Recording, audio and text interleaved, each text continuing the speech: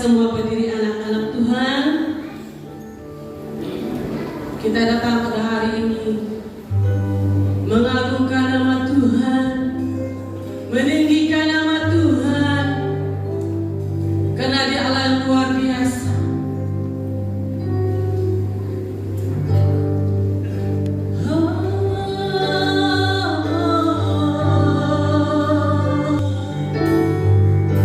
Kami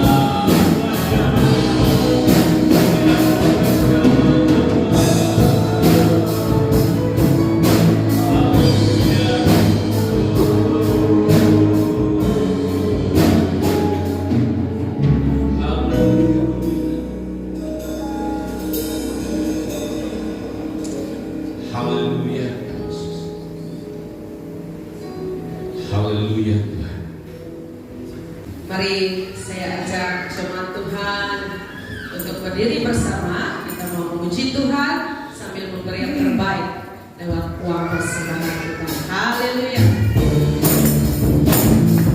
Kita datang ke hadirat Allah, mengucap syukur. Menyatakan nama Tuhan yang baik. Tuhan begitu baik buat setiap kita. Haleluya. Kebaikan dengan hati bersyukur. Dengan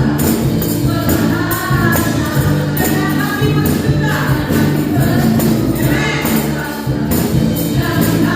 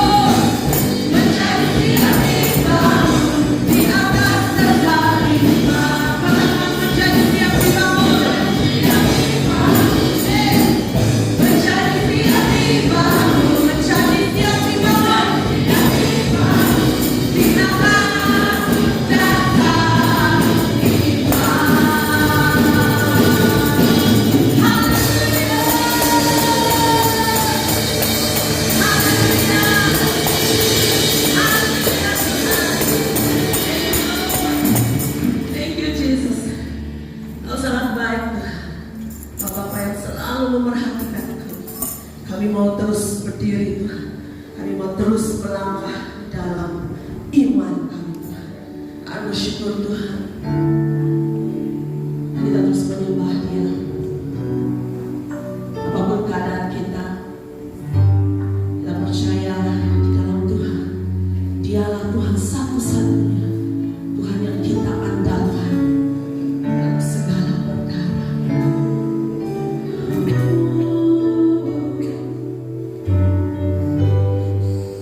Waktumu yang sempurna.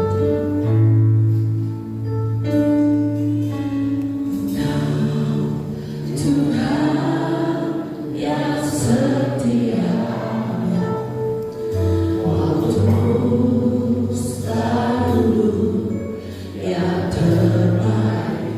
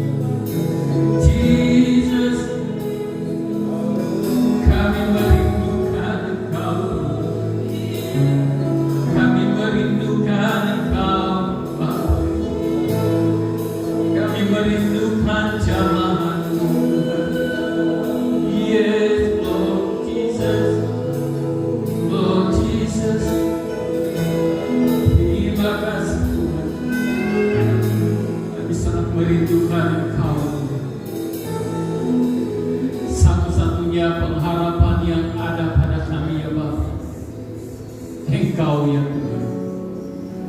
Satu-satunya andalan kami adalah Engkau Bapa. Karena kami tahu Tuhan, tidak ada kekuatan kami. Kami tidak cukup kuat untuk menggagahi segala kelemahan kami. Bahkan untuk menghadapi dunia ini pun Tuhan, kami tidak cukup kuat. Tapi kami bersyukur karena Engkau ada senantiasa ya Bapa. Waktu-Mu yang sangat indah dan tepat bagi kami. Engkau telah memberi yang terbaik buat kami ya Tuhan.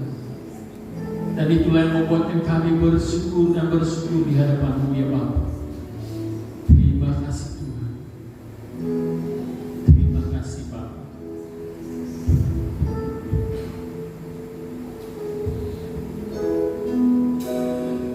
Yes Lord. Kami mau ungkapkan sekali lagi ya Tuhan. Satu-satunya yang kuandalkan, satu-satunya yang kupercaya,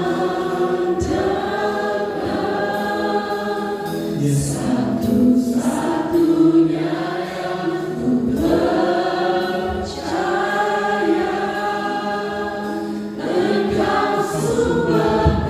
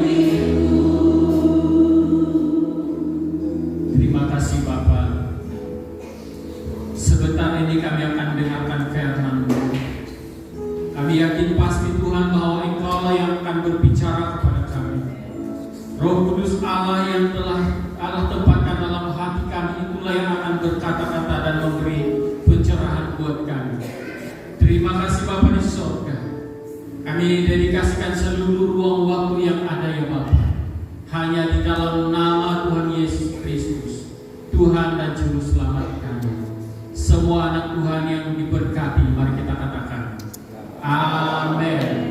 sumber pengharapan,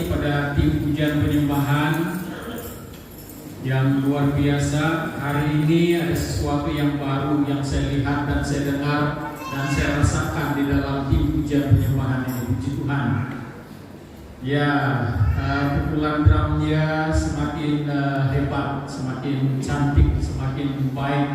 semakin luar biasa. Haleluya. Oke, backup singernya pun ada orang baru saya lihat. Puji Tuhan. Ya, tepuk tangan terus untuk mereka. Dan ya para pemusik juga, backup singer dan penari-penari rebana juga luar biasa hari ini, karena selalunya bila ada ini penari rebana ini, saya secara pribadi, kalau penari rebana ini dengan persiapan yang sungguh-sungguh dia lakukan, apa yang dia tarian-tarian yang dia lakukan itu tidak tahu kalau orang lain. Tapi kalau saya, dia punya angin pun saya rasa itu sangat suatu berkat bagi saya. Apa ini? Ada aura yang saya rasakan, ada kuasa dari tarian itu yang saya rasakan. Jadi hari ini saya merasakan itu, puji Tuhan. Hari-hari yang lalu pun saya rasakan, tapi karena hari ini ramai yang masih baru dalam tarian rebana, jadi saya merasakan mereka itu ya ada kuasa yang mengalir lewat mereka, puji Tuhan. Mari kita beri kemuliaan itu, kemuliaan Tuhan. Oke, shalom, selamat pagi, selamat bertemu dalam kasih Tuhan kepada seluruh jemaat yang dikasihi dan diberkati Tuhan. Hari ini sangat bersyukur karena walaupun mungkin kebanyakan kita ini, ramai di antara kita ini masih lengu-lengu ataupun penat-penat karena telah mengalami bermandi-manda beberapa waktu yang lalu, tapi puji Tuhan, Tuhan tetap memberikan kekuatan bagi kita semua. Jadi sebelum saya sampaikan firman Tuhan ini juga, saya juga minta maaf kepada seluruh jemaat Tuhan karena tidak sempat untuk bersama-sama membantu di antara sesama. Jiran saya di sebelah pun saya tidak sempat membantu karena ya kami pun sedang berenang. Haleluya, puji Tuhan. Itulah pengalaman yang cukup luar biasa. Saya tidak dapat membayangkan kalau kami lewat satu hari lagi untuk pulang, saya tidak tahu macam mana istri saya akan mengurus di rumah. Jadi itu bagus lagi ada orang di rumah. Kalau yang langsung tidak ada di rumah itu kesian. Jadi tidak apa-apa, itu pengalaman yang luar biasa, pengalaman yang baik. Pengalaman yang baik itu makan malam berendam kaki. Itu pengalaman baik. Sambil makan begini, sambil suap-suap begini, sambil begini-gini itu kaki main air. Haleluya.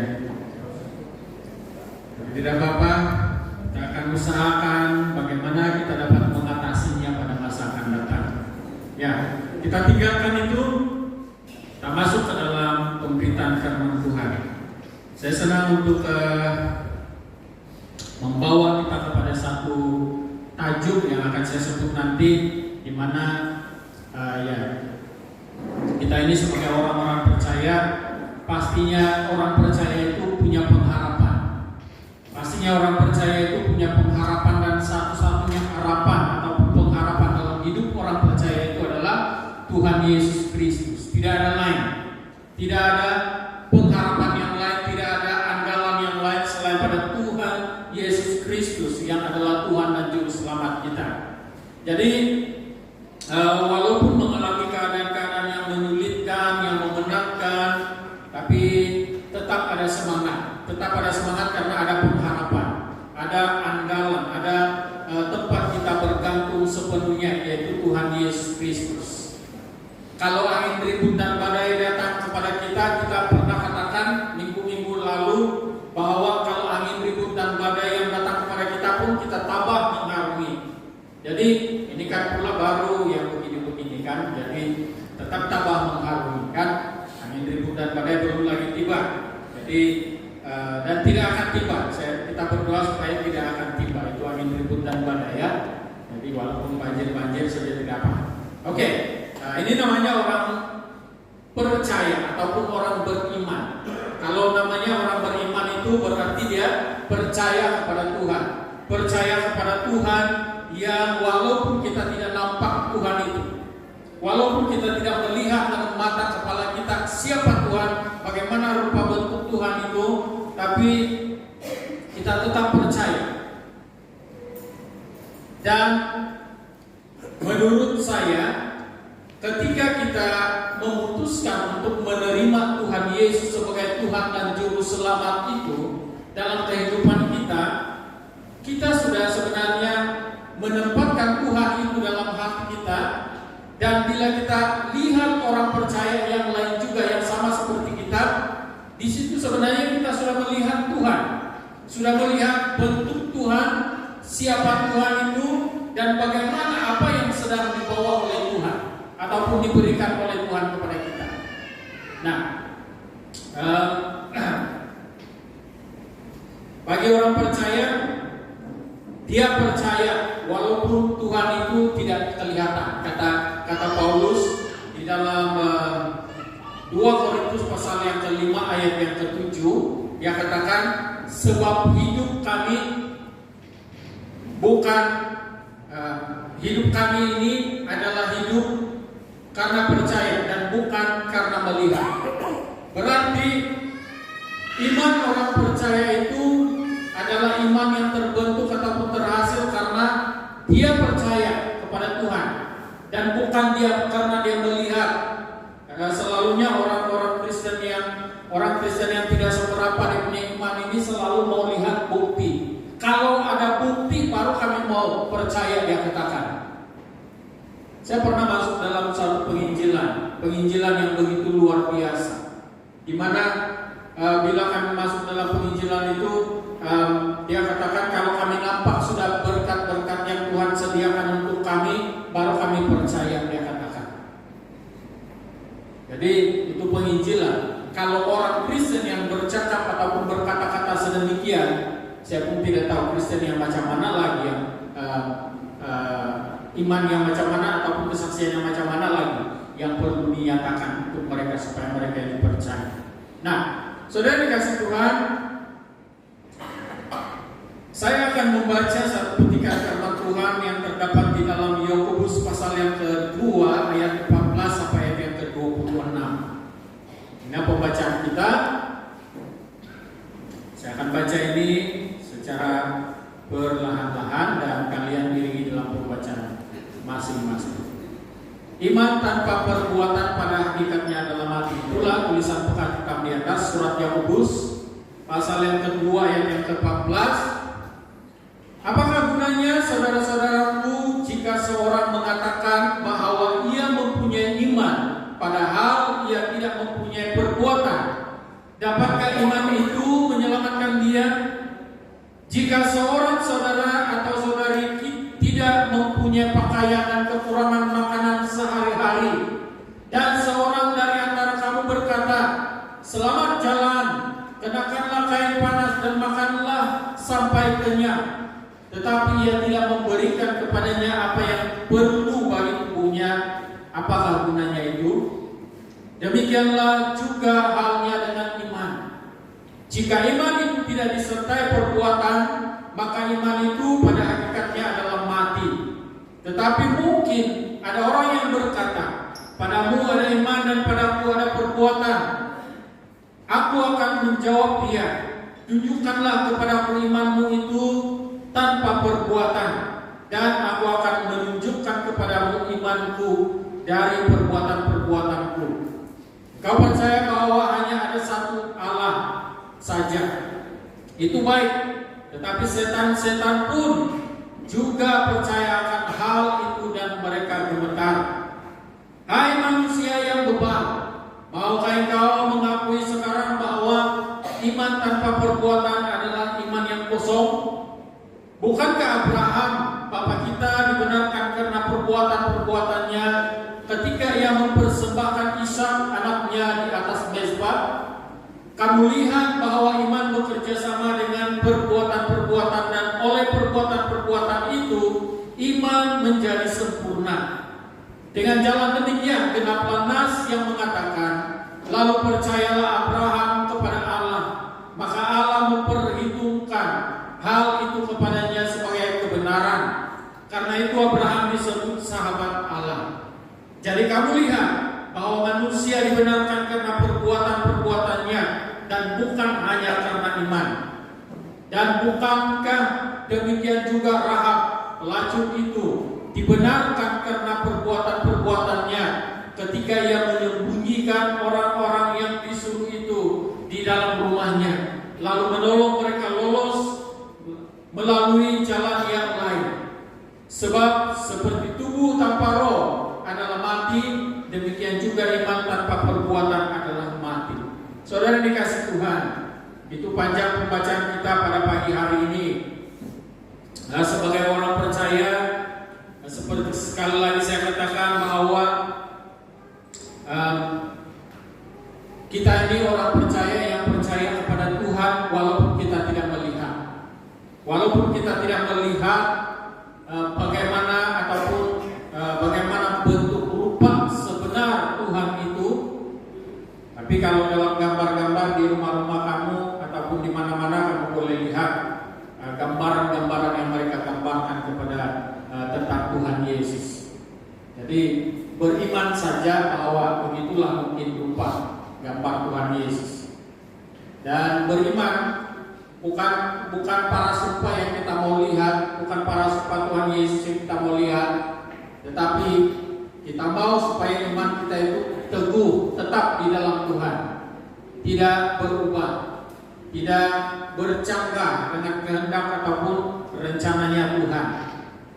Nah, saudara yang dikasih Tuhan,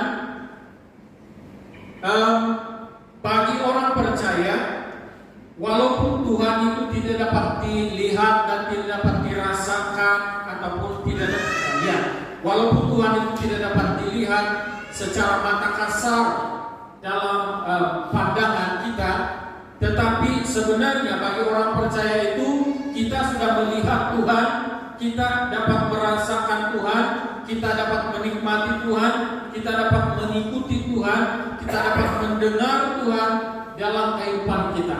Karena apa?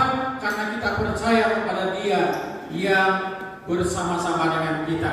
Tetapi selama mana seorang mengakui bahwa dia seorang beriman, tetapi tidak hidup dalam kebenaran, tidak hidup dalam kebenaran yang sebenar-benarnya, dia sebenarnya sedang berangan-angan untuk menjadi orang yang beriman.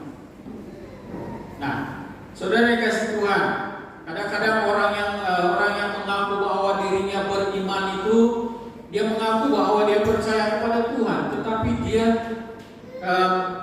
tidak hidup benar. Dia menjauhi kebenaran dalam kehidupan dia. Dia menjauhkan diri daripada ataupun tidak melakukan kebenaran dalam kehidupan dia. Pasti dia adalah orang-orang yang hanya tahu apa itu perkataan percaya, tetapi tidak percaya sungguh-sungguh. Nah, saudara kasih Tuhan, tidak jauh bedanya dengan orang-orang yang agamawi. Seperti yang dikatakan dalam Alkitab, seperti orang-orang Farisi dan orang-orang Saduki yang begitu hebat memperagakan keberimanan mereka, begitu hebat memperagakan pakaian mereka, jubah mereka, bahkan begitu hebat memperagakan siapa mereka di hadapan orang-orang tertentu. Dan mereka itu kelihatan agamawi sangat. Mereka itu kelihatan seperti orang-orang yang betul-betul mengamalkan agama dengan teramat sangat. Sehingga mereka itu membedakan diri mereka dengan orang lain. Kami tidak layak bersama-sama dengan mereka. Mereka tidak layak bersama-sama dengan kami. Itulah anggapan mereka terhadap orang lain. Karena mereka terlalu agamawi. Mereka terlalu memperlihatkan siapa mereka di hadapan orang-orang. Tetapi belum tentu mereka itu adalah orang-orang benar. Dan itu sangat dicanda oleh Tuhan Yesus sendiri telah membantah itu. Karena dia katakan, kamu seperti kuburan, dia katakan. Tuhan Yesus sendiri katakan bahwa mereka ini seperti kuburan.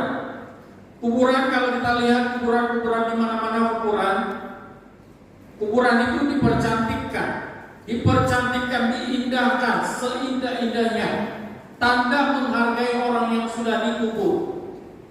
Tetapi di dalam kuburan itu sebenarnya hanya tulang belulang yang tidak berfungsi langsung, yang sudah kembali kepada tanah. Nah, begitu juga dengan kehidupan orang-orang Farisi dan orang-orang Saduki. Mereka ini seperti kuburan yang hanya memperagakan yang indah-indah di luar, tetapi di dalamnya penuh dengan sesuatu yang sangat menyakitkan hati Tuhan. Mereka ini adalah orang-orang yang suka menghakimi. Mereka ini adalah orang-orang yang suka berdebat dan sebagainya. Dan mereka ini adalah orang-orang yang sebenarnya di belakang mereka itu adalah terdapat ketamakan yang luar biasa. Mereka ini adalah juga orang-orang pemungut ataupun pemeras itu. Jadi kita tidak mau seperti itu. Orang percaya tidak sama seperti itu. Orang percaya ini membawa imannya, menyatakan imannya, menyatakan Yesus dalam kehidupan dia kepada orang lain, menyatakan kasih Tuhan kepada orang lain, menyatakan bahwa Allah itu, Tuhan Yesus itu betul-betul ada dalam kehidupan mereka, sehingga ungkapan mereka itu pun memberkati orang lain. Itulah yang dibawa dan bukan diperagakan oleh orang-orang percaya yang hidup benar. Mereka itu kalau beriman, mereka itu melakukan apa yang mereka imani. Nah, ini yang disebut oleh surat Yakobus ini. Nah, saudara, mari kita lihat tema yang saya berikan di sini, yaitu iman yang disempurnakan oleh tindakan. Nah, kalau kita sebut bahwa diri kita itu adalah orang beriman, orang percaya kepada Tuhan, orang yang sudah menyerahkan hidupnya kepada Tuhan, orang yang telah mempersembahkan hidupnya kepada Tuhan, berarti apa yang sudah kita klaim tentang diri kita itu ada susulannya, ada tindakan susulan. Tindakan susulannya adalah perbuatan. Jadi itulah yang mengkonfirmasikan kita ini bahwa kita ini beriman. Kalau tidak ada tindakan susulan daripada kita katakan kita ini percaya kepada Tuhan, kita percaya, kita beriman kepada Tuhan, tetapi tidak ada tindakan susulan, itu meragukan saya secara pribadi. Satu-satunya ataupun beberapa, salah satu daripada apa yang Tuhan Yesus arahkan kepada orang percaya adalah beritakan Injil kepada orang lain. Coba tanya diri Anda, berapa orang yang Anda sudah beritakan Injil? Itu adalah tindakan susulan iman kita. Coba tanya diri Anda, coba lihat dari hidup Anda, berapakah orang yang sudah Anda beritakan Injil? Mungkin ada yang berkata, oh, pastor memang senang kasih tahu bahwa dia sudah menginjil beberapa orang yang dia injili, sebab dia pastor. Sebenarnya saudara dikasih Tuhan untuk memberitakan Injil ini tidak berpegang ataupun berteguh kepada engkau pastor atau orang biasa. Kita sama-sama sudah menerima Tuhan Yesus sebagai Tuhan dan Juru Selamat. Kita punya tugas adalah sama, memberitakan Injil kepada orang lain, memberitakan Yesus kepada orang lain, menyatakan Tuhan Yesus kepada orang lain. Seperti ibu sebentar tadi yang telah bersaksi, puji Tuhan Yesus, itu saja yang dia ungkapkan. Dan saya percaya bahwa dia ungkapkan itu dengan memberitakan bahwa Tuhan Yesus adalah Tuhan yang dia andalkan dalam kehidupan dia. Walau menghadapi apapun cabaran, suami dia kurang sehat, anak-anak dia seringkali berjauhan dengan mereka, tapi puji Tuhan anak-anak dia seringkali bersama dengan mereka juga. Dan dia sendirian mengusahakan kebunnya. Ada Tuhan yang dia katakan menyertai dia. Dan itu salah satu daripada pemberitaan Injil, pemberitaan Yesus sebagai Tuhan dan Juru Selamat. Sekali lagi, apakah tindakan susulan iman kita yang kita katakan bahwa kita itu orang percaya kepada Tuhan Yesus? Apakah kita sudah ada tindakan seperti ini, yaitu memberitakan Injil? Coba tanya diri sendiri. Kalau belum, usahakan. Saudara dikasih Tuhan, sekali lagi, iman yang disempurnakan oleh tindakan. Inilah tema yang saya mau sampaikan kepada kita secara ringkas. Ketika pertama kali kita mengakui bahwa Tuhan Yesus adalah Tuhan dan Juru Selamat kita, maka dengan sangat yakin bahwa kita sudah berada di dalam kerajaan Allah. Kita percaya bahwa kita sudah berada di dalam kerajaan Allah. Karena apa? Karena kita sudah sedang diperintah ataupun Tuhan Yesus sudah masuk dalam kehidupanmu, menjadi pemerintah, menjadi penuntun hidupmu dalam kehidupanmu selagi masih ada di bumi ini. Lainlah kalau nanti kita sudah meninggal dunia, kita akan pergi kepada Bapa di surga, itu kita berada di surga. Dan kerajaan Allah yang sempurna, kita berada di dalam kerajaan Allah yang sempurna di sana. Karena di sana tidak ada lagi kesedihan, tidak ada lagi ratap tangis, tidak ada lagi kesakitan, kelaparan dan sebagainya. Nah, saudara dikasih Tuhan,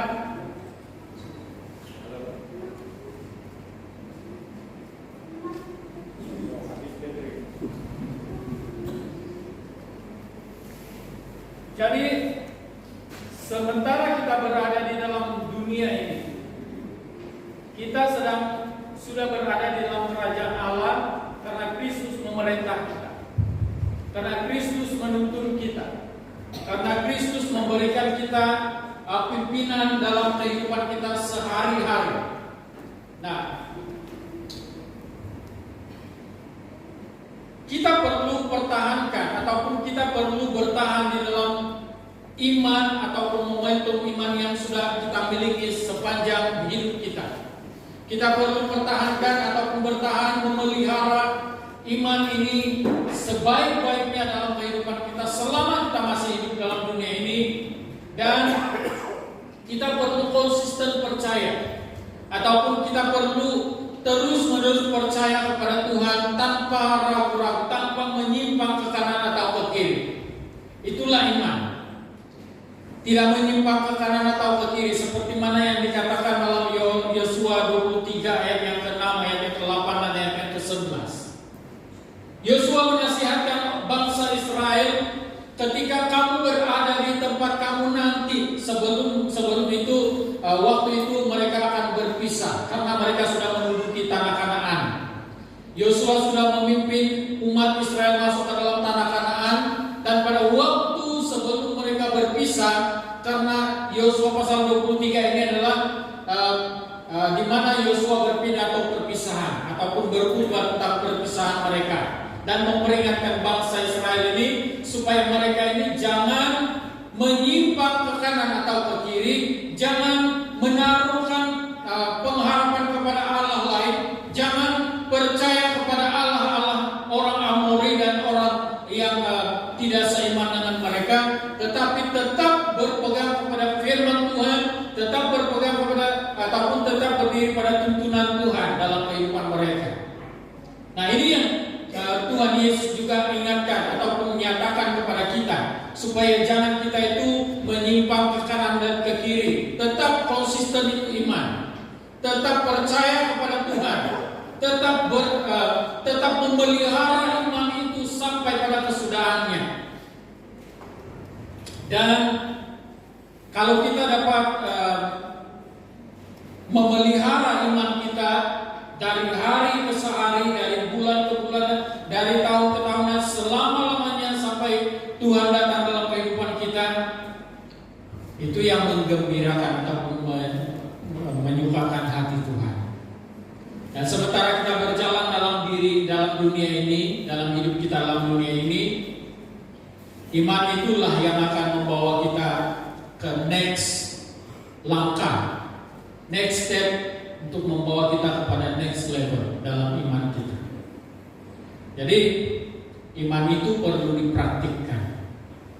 Iman itu perlu dipraktikkan karena iman yang sempurna itu, iman yang ada pada kita itu hanya dapat disempurnakan bila ada praktiknya, bila ada perbuatannya, bila ada tindakannya. Saudara yang kasih Tuhan, ada beberapa perkara yang akan saya kongsikan kepada kita, yaitu kita berbicara tentang kehidupan kita sehari-hari. Iman yang disempurnakan oleh tindakan. Baik, kita percaya bahwa, ini saya mau tanya kepada kita semua pada pagi hari ini, apakah Anda percaya bahwa Tuhan Yesus memberkati Anda semua? Percaya? Saya tanya satu-satu. Yang sebelah sini percaya? Kamu percaya bahwa kamu diberkati Tuhan? Aduh, kamu ragu-ragu kayaknya. Percaya? Yang di sini percaya bahwa Anda diberkati Tuhan? Begitu Pak. Kalau yang di sini macam mana? Percaya. Haleluya. Kalau yang di sini? Ya. Oke, haleluya. Semua orang percaya karena bahwa Tuhan Yesus memberkati. Kalau sebut berkat itu ya, semua orang percaya. Dan itulah yang kita minta setiap hari. Tuhan berkati saya, Tuhan tolong berkati saya. Menangis-nangis lagi minta berkat dari Tuhan. Padahal Tuhan memang sudah memberkati kita. Dan Tuhan itu adalah sumber berkat. Yahweh Jireh yang tidak pernah terlelap, tidak pernah tertidur. Yahweh Jireh berarti Tuhan yang menyediakan. Tuhan menyediakan. Jadi Kita percaya bahwa Tuhan Yesus adalah sumber berkat. Kita percaya bahwa Tuhan Yesus memberkati kita karena Dia adalah sumber berkat.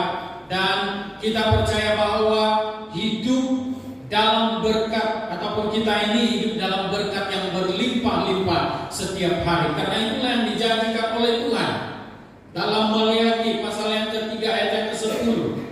Kita tahu bahwa di sana Tuhan katakan, ujilah aku kalau aku tidak akan mencurahkan berkat yang berlimpah, membukakan tingkap-tingkap langit dan mencurahkan berkat yang berlimpah bagi kamu. Nah, saudara kasih Tuhan, kita tidak pergi kepada berkat dulu. Tapi yang pertama-tama kita pikirkan adalah bagaimana kita mengolah iman kita. Bagaimana kita mengolah iman kita dan bagaimana kita bertindak sebagai pelengkap iman kita di dalam berkatnya Tuhan. Nah, saudara kasih Tuhan, tadi kamu sudah katakan bahwa kamu percaya bahwa Tuhan Yesus memberkati kamu dan kita semua. Dan kita percaya bahwa Tuhan Yesus adalah sumber berkat kita. Dan kita percaya bahwa Tuhan Yesus memberkati ataupun memberikan kita berkat itu bukan sedikit, bukan dua dikit, tetapi berlimpah-limpah. Berlimpah.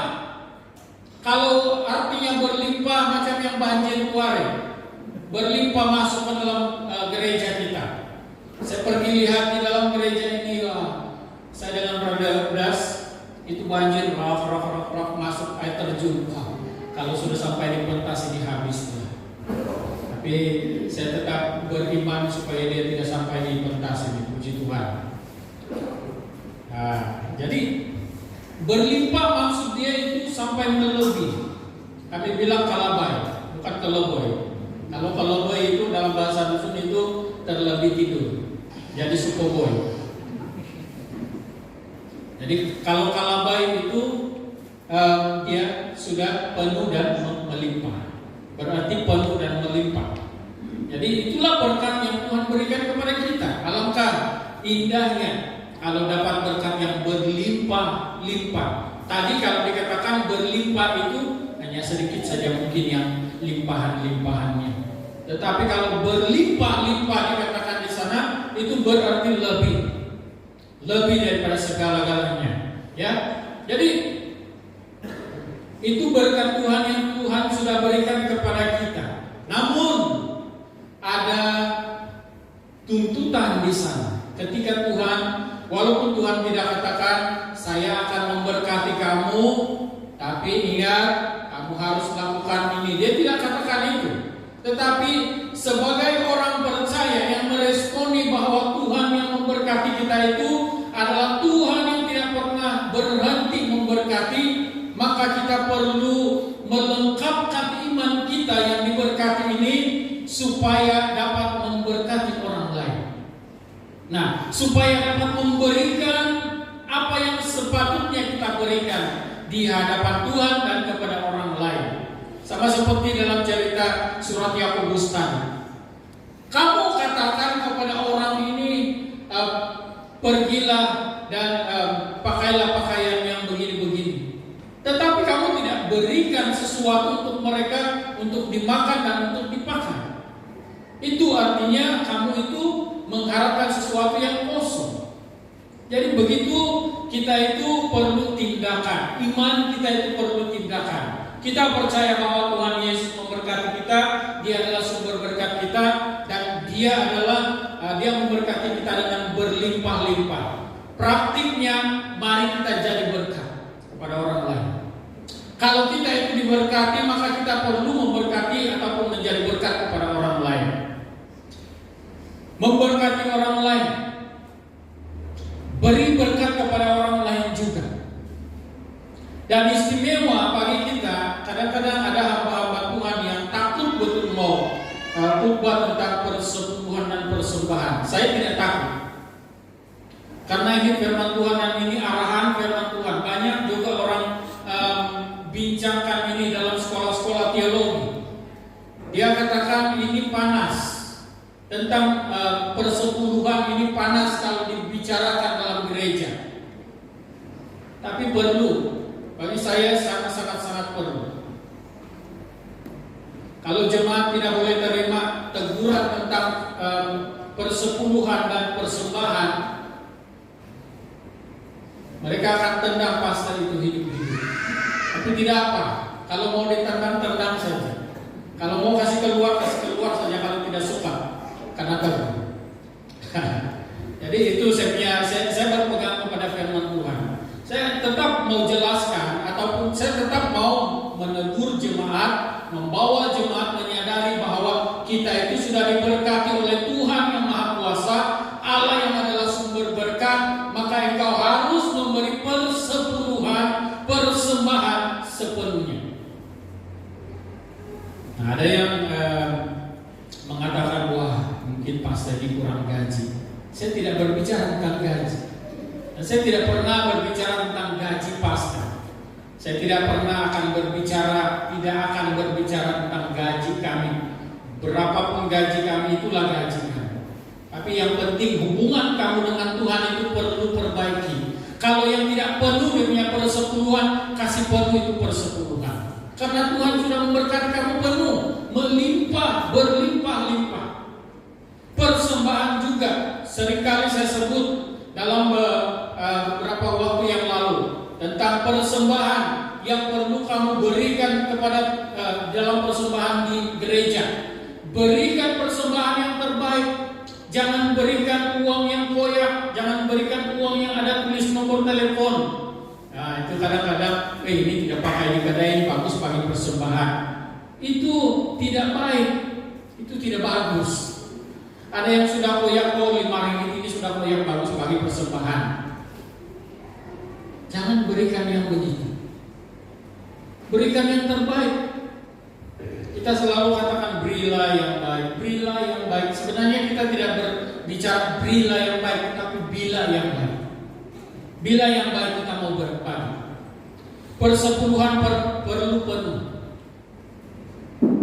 Ada yang belum paham tentang persepuluhan, kasih paham dia. Perolehanmu 100 ringgit 1 bulan, 10 ringgit untuk persepuluhan. Itu wajib dan harus. Kalau boleh, kalau secara pribadi itu hampir 30%, 25%. Saya tidak cakap besar, tapi saya lebih senang memberi 25% ataupun hampir 30%. Biarpun dalam keadaan yang sangat sederhana, tapi saya utamakan itu. Jadi berilah persembahan, persepuluhanmu, jangan ditangguh-tangguh, karena engkau sudah diberkati. Itulah tindakan susulan yang melengkapi imanmu. Kalau engkau tidak memberikan uang persembahan dan persepuluhan yang terbaik, maka saudara, engkau akan terus-menerus meminta kepada Tuhan, Tuhan berkati saya, Tuhan berkati saya. Tapi apa kata Tuhan? Aku akan memanggil angin untuk meniup berkat. Nah, saudara dikasih Tuhan, praktiknya senang. Kalau Anda merasa bahwa Anda sudah diberkati, maka praktikkan untuk memberkati.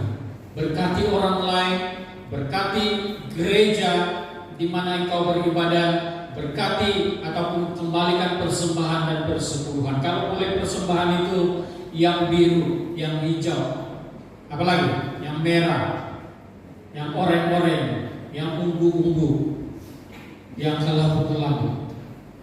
Puji Tuhan, kalau dalam kelompok sel itu saya lihat, wah, bukan saya melihat saja itu uang begini, tidak. Tapi saya lihat kadang-kadang itu sangat bersukacita karena hanya dalam kelompok sel saja pun. Saya pernah menghadiri kelompok sel, ini kelompok sel yang besar. Dia umumkan dia punya keuangan ataupun perolehan waktu itu hanya 30 ringgit dia katakan. Tapi kalau kelompok sini dia sekali dia kasih 120 uang, baru kelompok sel yang kecil. Nah, pernah juga berada dalam sebuah gereja. Dia katakan gereja hanya mungkin sebesar kita ini. Dia katakan persembahan minggu lalu 30 ringgit, persepuluhan 2 ringgit. Wah, sibuk ketawa dengan persepuluhan 2 ringgit. syukurlah dia membagi persepuluhan daripada yang tidak membagi sekali. Ya, jadi di sini puji Tuhan kita masih memberi persepuluhan. Tapi pastikan persepuluhan Anda penuh, persembahan Anda yang terbaik. Jangan berikan, jangan kita kasih susah kita punya bendahari. Jangan berikan duit siling karena bendahari akan keberatan bawa duit siling. Berikan uang. Kalau dulu boleh disentuh uang kertas, sekarang saya tidak tahu uang apa lagi itu, yang macam plastik itu. Sekali saya setrika itu yang 5 ringgit, karena dia remuk betul-betul saya setrika begini dia, karena boleh pakai lagi. Menyesal saya setrika, syukur 5 ringgit bukan 50 ringgit. Kalau saya setrika 50 ringgit hancur. Aduh. Jadi itulah simpel saja. Yang pertama tadi, kalau Anda percaya bahwa Tuhan Yesus memberkati Anda, sudah memberkati Anda dan sentiasa memberkati Anda dengan berkat yang berlimpah, praktikkan itu kepada orang lain.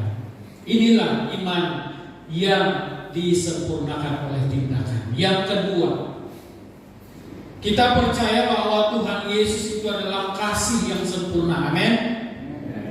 Ya. Yohanes 3:16, karena begitu besar kasih Allah akan dunia ini, Dia memberikan Kristus Yesus sebagai anaknya, supaya kita ini yang percaya kepadanya tidak binasa melainkan beroleh hidup yang kekal. Berarti kita itu sudah tahu bahwa Tuhan Yesus adalah kasih yang sempurna. Apabila Tuhan Yesus adalah kasih yang sempurna, Dia juga telah mengajarkan kita supaya kita ini saling mengasihi di antara sesama. Dan kita percaya itu, bahwa orang percaya itu hidup dalam kasih, hidup dalam kesetiaan mengasihi di antara sesama. Jadi saudara dikasih Tuhan, praktikkan juga itu dalam kehidupanmu. Ini yang melengkapkan iman kita. Kalau kita ini orang percaya, orang beriman yang sudah mengalami kasih Tuhan, sudah mengalami kasih Tuhan, sudah diberikan kasih Tuhan, dan sudah diperintahkan untuk mengasihi sesama, maka kita perlu praktikkan itu kepada orang lain. Jangan lupa dalam hidupmu masih ada orang yang memerlukan kasih itu. Jangan lupa dalam keluargamu masih ada orang yang memerlukan kasih itu. Jangan lupa dalam keluarga besar kita dalam jemaat Shalom ini ada yang memerlukan kasih. Jadi siapa yang mau pergi untuk mempraktikkan kasih itu? Saya dan saudara. Itu baru iman yang lengkap.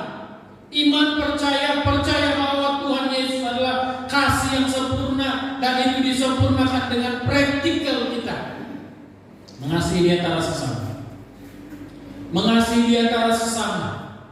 Tetapi sayangnya banyak ramai di antara kita yang gagal dalam hal ini. Gagal untuk mengasihi. Gara-gara kesatuan, gara-gara ada sesuatu pendapat yang tidak dapat diterima, maka kita gagal sudah mengasihi. Jadi saudara dikasih Tuhan, jangan sampai hal itu berlaku. Karena apabila kita gagal untuk mengasihi, berarti kita sudah, iman kita itu tidak sempurna. Iman kita sudah tidak sempurna.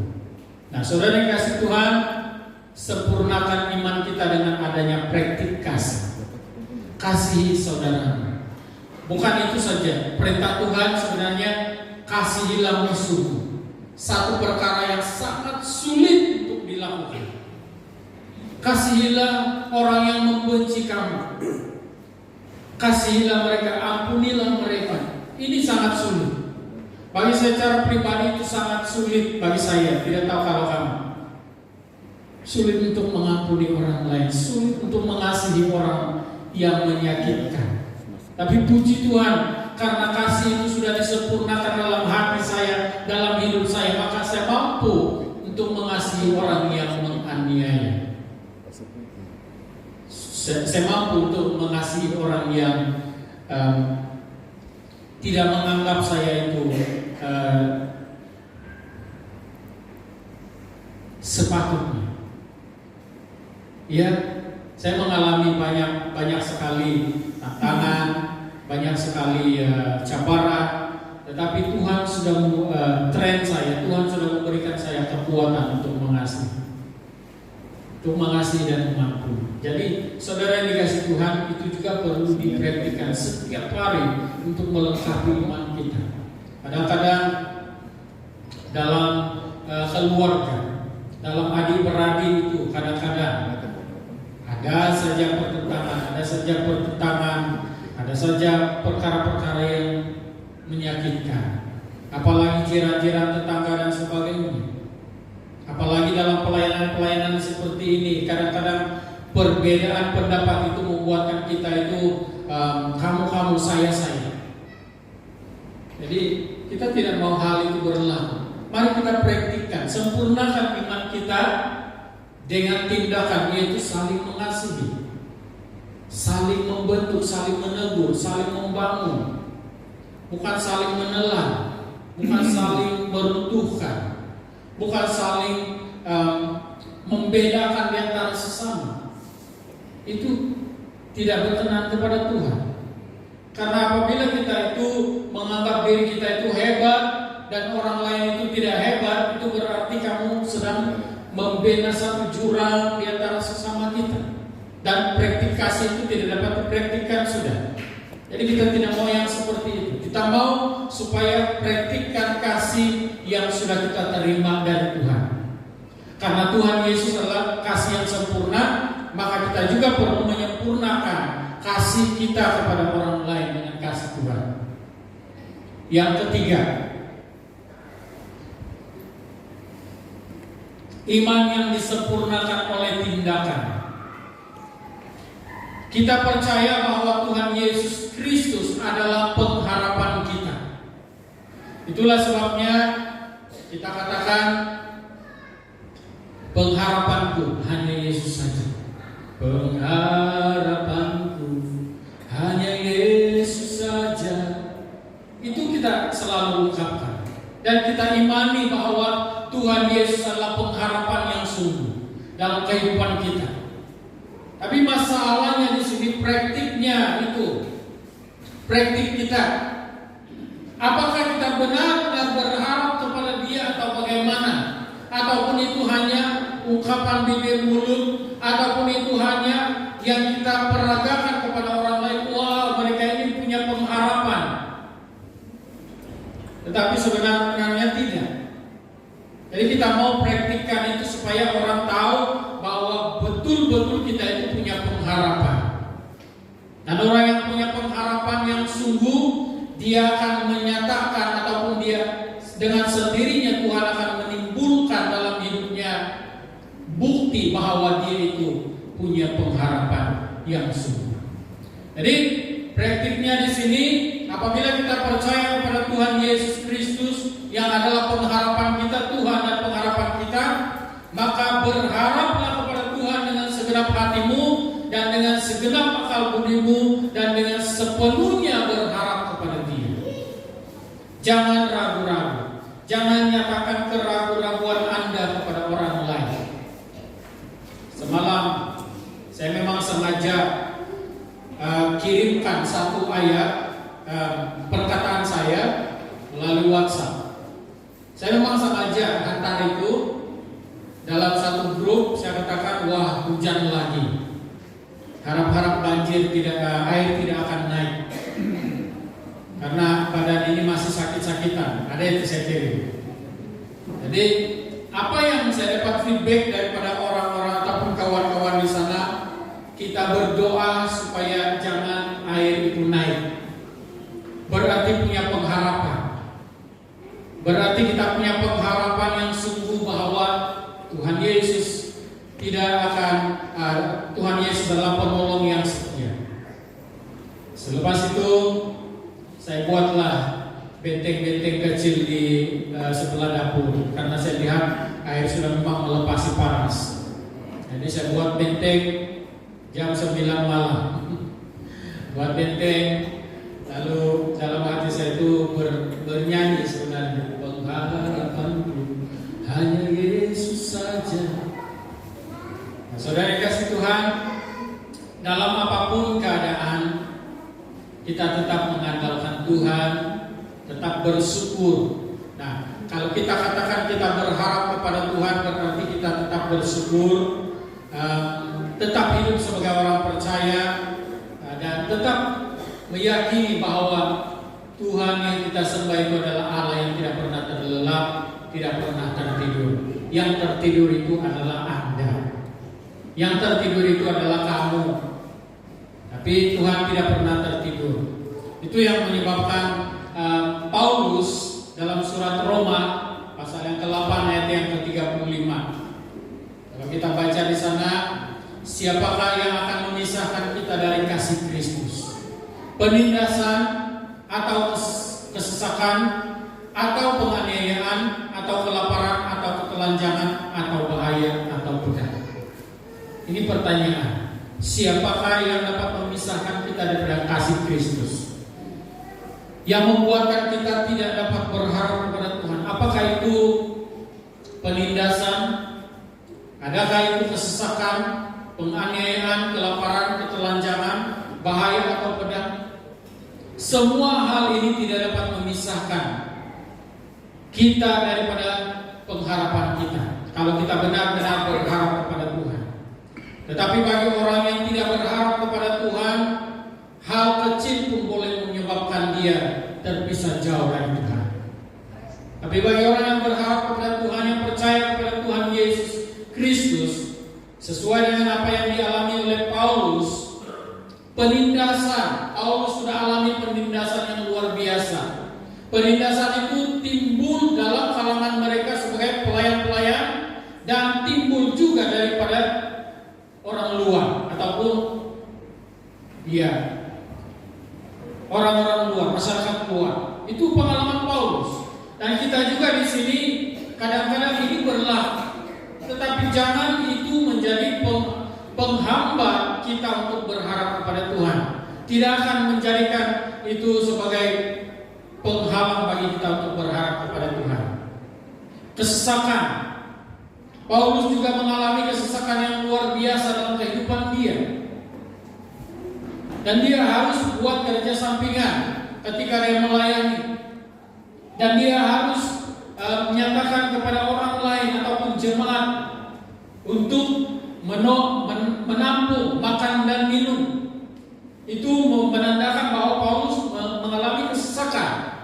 Tetapi Tuhan sediakan semua itu. Nah, sekarang ini kita juga sedang menghadapi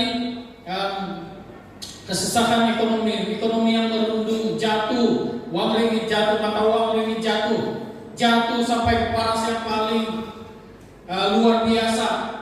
Keadaan sukar diramalkan pada tahun depan 2023 diramalkan kita akan menghadapi inflasi ataupun kesukaran ekonomi yang luar biasa.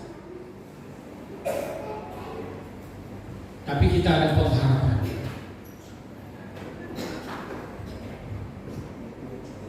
Kita ada pengharapan, yaitu Tuhan Yesus Kristus sendiri. Dia tidak akan membiarkan kita terpisah dari kasih-Nya. Penganiayaan, Paulus menghadapi penganiayaan yang luar biasa, dipenjara, ditangkap, disesah, dan diadili di mahkamah umum dan sebagainya. Tetapi Paulus tetap berharap kepada Tuhan. Kita belum sampai yang ini, dan kita harus tetap berharap kepada Tuhan. Kelaparan, puji Tuhan kita belum mengalami kelaparan. Walau kita menghadapi kesulitan beberapa tahun yang lalu, tapi kita tidak sampai kelaparan, malah berkelimpahan. Tahun 1997, tahun 2007 maksud saya, 2007, 2008 kita mengalami satu kemerosotan ekonomi dan harga minyak melambung tinggi dan sebagainya. Tapi yang luar biasanya orang-orang percaya, orang-orang Kristen, orang-orang dalam gereja malah memberi lebih banyak persembahan. Itu karena dia ada pengharapan. Ketelanjangan, kita belum sampai kepada tahap ketelanjangan. Kita masih mempunyai segala-galanya. Kita masih mempunyai segala-galanya. Dan mari kita pertahankan hidup berpengharapan itu kepada Tuhan. Jangan sampai ada kita mengalami musibah baru kita mau berharap kepada Tuhan. Tapi sebelum dan semasa kita menjalani kehidupan ini, mari kita terus berharap kepada Tuhan. Bahaya, pedang dan sebagainya, ini kita belum alami, tetapi kita yakin percaya, kita istiharkan setiap hari penyertaan Tuhan dalam kehidupan kita. Jadi saudara kasih Tuhan, semua perkara ini tidak membuat Paulus meninggalkan imannya. Jadi iman itu perlu disusuli dengan tindakan, yaitu berharap kepada Tuhan. Kalau kita percaya bahwa Tuhan Yesus adalah pengharapan kita, maka kita pun perlu bertindak berharap kepada Tuhan sungguh-sungguh, seperti mana yang dilakukan oleh Paulus dalam kehidupan dia. Jadi saudara yang kasih Tuhan, itulah 3 hal yang kita belajar. Kalau kita percaya bahwa Tuhan Yesus adalah Allah yang memberkati, maka mari kita memberkati orang lain. Mari kita penuhkan berkat yang kita mau berikan kepada orang lain ataupun kepada gereja. Yang kedua, kalau kita mau supaya iman kita yang disempurnakan oleh tindakan, kalau kita percaya bahwa Tuhan Yesus adalah Allah kasih, Tuhan yang adalah kasih yang sempurna, maka mari kita penuhkan hidup kita itu dengan kasih dan mengasihi sesama. Itulah tindakan kita. Yang ketiga, kalau kita percaya bahwa Tuhan Yesus adalah pengharapan, maka mari kita berharap sungguh-sungguh kepada Tuhan dalam perjalanan hidup kita seterusnya dan seterusnya dan seterusnya sampai kedatangan Tuhan yang kedua kali. Sampai di sini renungan yang saya bawakan untuk kita pada pagi hari ini. Kita mengucap syukur karena berkat kasih Tuhan, kebaikan Tuhan, kemurahan Tuhan yang luar biasa Dia berikan kepada kita lewat persekutuan ini. Mari kita berdoa. Bapa di surga, Bapa yang baik dan mengasihi kami, kami bersyukur karena Tuhan sudah memberikan kami ruang waktu untuk beribadah pada hari ini. Dan sesungguhnya Tuhan, hamba-Mu juga sudah berhenti berbicara secara manusiawi, tetapi hamba percaya Roh Kudus akan melanjutkan, akan memberikan pencerahan kepada kami pribadi lepas pribadi di dalam kehidupan ini ya Bapa. Terima kasih Tuhan untuk firman-Mu. Kami mengucap syukur hanya dalam nama Tuhan Yesus Kristus, Tuhan dan Juru Selamat kami yang hidup. Haleluya. Amin. Amin. Oke, Tuhan memberkati. Saya serahkan kembali kepada